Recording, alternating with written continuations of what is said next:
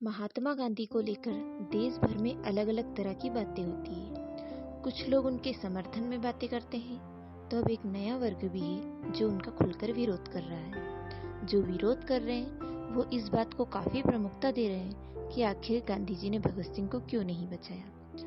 अब सवाल ये है कि आखिर सच्चाई क्या है। मैं रितु ठाकुर और आप देख रहे हैं मेरा YouTube channel #GK everyday forum. मैं बताऊंगी कि गांधी जी ने भगत सिंह को आखिर क्यों नहीं बचाया। बने रहिए वीडियो के अंत तक।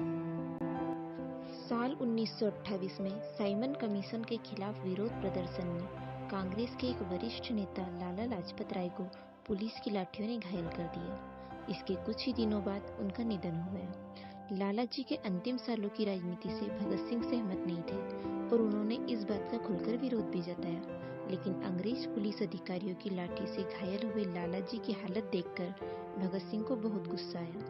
भगत सिंह ने इसका बदला लेने के लिए अपने साथियों के साथ मिलकर पुलिस सुपरिटेंडेंट स्कॉट की हत्या करने की योजना बनाई। लेकिन एक साथी की गलती की वजह से स्कॉट की जगह 21 साल के पुलिस अधिकारी सॉन्डर्स की हत्या हो गई। इस मामले में भगत सिंह पुलिस की गिरफ्त में नहीं आ सके, लेकिन कुछ समय बाद उन्होंने असेंबली में बम फेंका। उस समय सरदार पटेल के बड़े भाई विट्ठल भाई पटेल भारतीय अध्यक्ष के तौर पर सभा की कार्यवाही का संचालन कर रहे थे। भगत सिंह जनहानि नहीं करना चाहते, लेकिन वो बहरी अंग्रेज सरकार के कानों में देश की सच्चाई की गूंज पहुंचाना चाहते थे। बम फेंकने के बाद भगत सिंह और बटुकेश्वर दत्त भाग सकते थे, लेकिन उन्होंने अपनी गिरफ्तारी दे दी। गिरफ्तारी के वक्त भगत सिंह के पास अपनी रिवॉल्वर भी थी। कुछ समय बाद ये सिद्ध हुआ कि सॉन्डर्स की हत्या में यही रिवॉल्वर इस्तेमाल हुई थी। इसलिए असेंबली में बम फेंकते समय पकड़े गए भगत सिंह को सॉन्डर्स की हत्या के मामले में गंभीर अभियुक्त बनाकर फांसी दे दी गई। साल 1930 में दांडी यात्रा करने के बाद कांग्रेस और अंग्रेज सरकार के बीच संघर्ष जोरों पर था। इस बीच भारत की राज्य व्यवस्था में सुधार पर चर्चा के बीच अंग्रेज सरकार ने अलग अलग नेताओं को गोलमेज सम्मेलन में हिस्सा लेने के लिए लंदन बुलाया।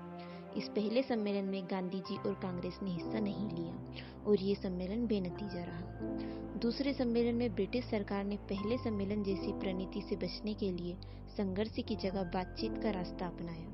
17 फरवरी 1931 से वायसराय इरविन और गांधी जी के बीच समझौते की बातचीत शुरू हुई। इसके बाद 5 मार्च 1931 को दोनों के बीच समझौता हुआ।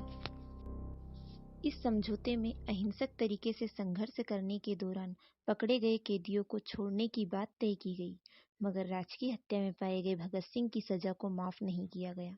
भगत सिंह के अलावा तमाम दूसरे कैदियों को ऐसे मामले में माफी नहीं मिल सकी और यहीं से विरोध की शुरुआत हुई। इस समय यह सवाल उठाया गया कि जब भगत सिंह और उनके दूसरे साथियों को सजा दी जा रही थी, तब अंग्रेज सरकार के साथ समझौता कैसे किया जा सकता है। इस मसले से जुड़े सवाल के साथ हिंदुस्तान में अलग अलग जगहों पर पर्चे बंटने। गांधी जी ने इस मुद्दे पर प्रतिक्रिया दी है।